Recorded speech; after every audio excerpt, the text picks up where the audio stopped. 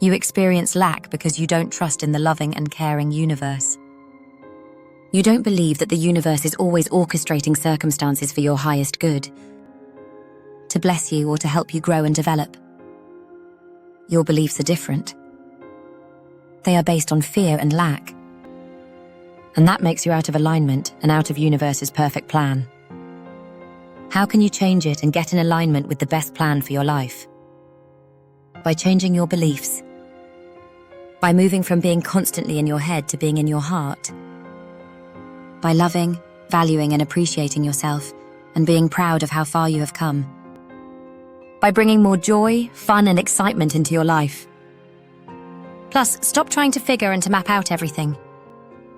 It's not your business. Your business is to stay in alignment and do the next thing in as much love, authenticity and joy as possible, and the loving universe will do the rest. One step at a time is enough. Live your best life now. Namaste.